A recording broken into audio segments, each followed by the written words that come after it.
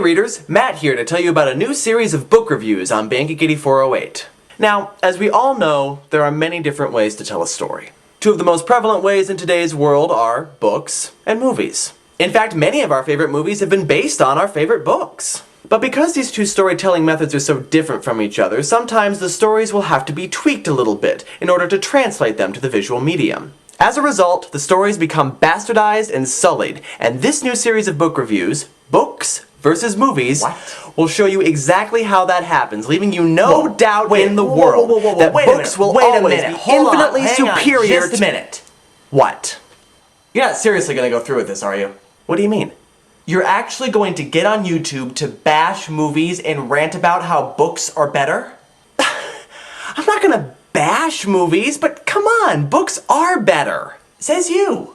But I think there is a reasonable argument to be made for movies. In fact, in a lot of ways, some movie versions are better than book versions. No way. Sometimes it just works better in a visual medium. Look, come on, you cannot just give me deny one example. That there are example of a movie that is better than the book on which it's based. One example. Lord of the Rings. No, I'm telling you, he created an intricate and complex world. He completely Matt, and that is exactly redefined the fantasy as we know it. And the movie really scratched the surface. It's like a drive-by tour, a cursory glance at this world that he created. He might have actually been able to... Fine. Obviously, this one's open for debate, but you can't give me one that is clearly better than Twilight. No, Twilight does not count. All right, fine. Mary Poppins.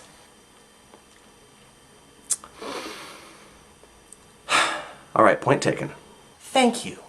Now, what I'm suggesting is that instead of bashing movies, why not do an equal objective view of both books and movies and figure out which one is truly superior? That's insane. Think of it this way, Matt. You've got both book lovers and movie lovers watching you, and this appeals to both. Whereas if you just bash the movies, you're going to alienate a lot of movie lovers, like I really including care about one any particular female who really likes movies. Okay, fine, we'll do it your way.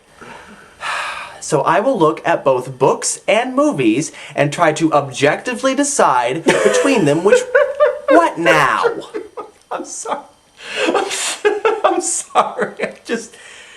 You, the bookworm, are gonna talk about movies? Come on, there's no way you'd be able to stay objective. You just got finished telling me that I have to do this, and now you're gonna... Right, that's why you have me. You? Aren't you just me with a hat? No, I'm a more reasonable, objective version of you who recognizes the merit of both books and movies.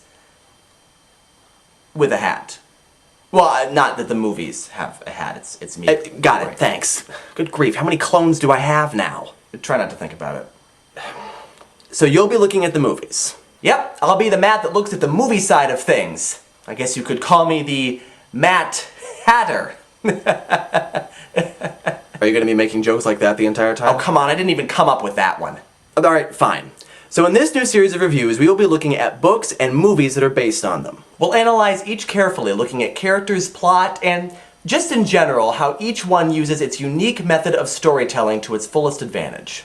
We hope you'll join us soon for the first of these new reviews on Roald Dahl's 1988 novel, Matilda, and TriStar Pictures' 1996 film of the same name.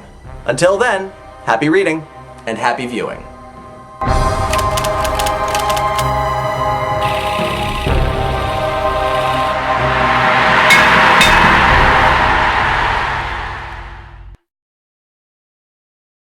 So wait, aren't we pretty much just ripping off this idea from the Nostalgia Critic? Well, not exactly. He doesn't look at books, he looks at old movies versus recent remakes. But the format's the same. You know, with the looking at the characters and the plot and looking at which one's superior and tallying up the score and... Yeah, except for the part where we talk to ourselves. He doesn't do that. True enough. I guess only we're that crazy.